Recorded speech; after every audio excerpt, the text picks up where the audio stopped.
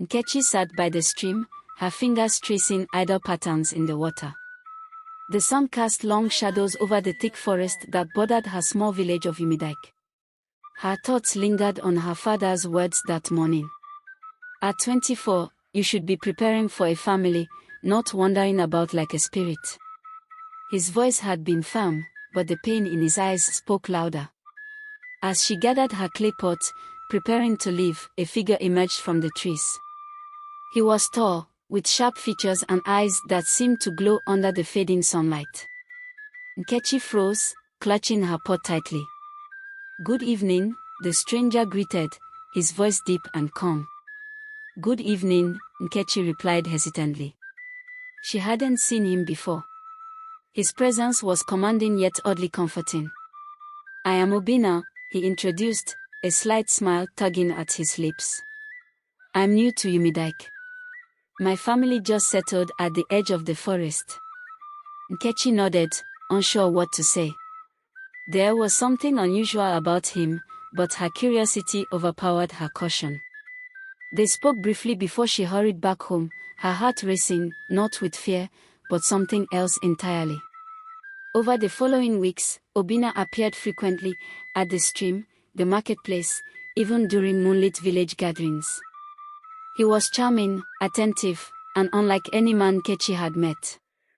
Despite her father's initial reservations, he eventually approved of Obinna, impressed by his respectful demeanor and eloquence. Their courtship blossomed quickly, and within months, preparations for their wedding began. It was a joyous occasion, celebrated with dance, feasting, and blessings from the elders. Obinna's family, though notably absent, was explained away as reclusive and preferring to avoid public gatherings. Nkechi didn't question it too much, her love for Obinna was all that mattered. Their marriage was blissful. Obinna was everything she had dreamed of, a kind husband, a strong provider, and a patient listener. But there were peculiarities she couldn't ignore. He never stayed out late, avoided certain village festivals, and seemed to vanish whenever a spiritual gathering took place. One night, Nkechi woke to find Obinna staring out the window, his silhouette illuminated by the moonlight. "Obinna," she called softly. He turned abruptly, his face unreadable. "Go back to sleep, my love," he whispered, brushing her cheek with an icy hand. As the days passed, Nkechi noticed more strange occurrences. Shadows moved when no one was there. Cold drafts swept through their home even in the peak of dry season. Villagers whispered about the oddities surrounding Obinna but never dared speak directly to Nkechi. Her unease grew until one fateful day when she stumbled upon an old man by the stream. He was frail, with eyes clouded by age but sharp with wisdom.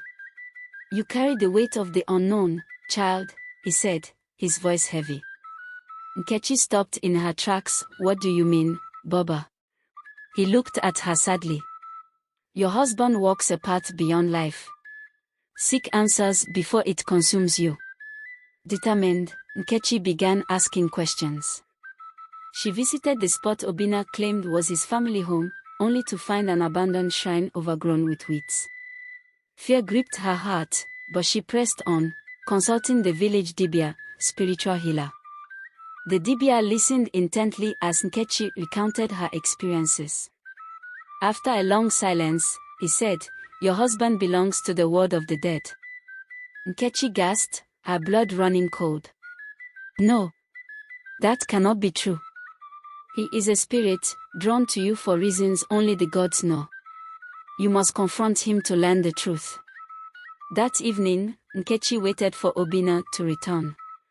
When he entered their home, she stood firm, her voice trembling as she asked, "Who are you, Obinna?" "Truly."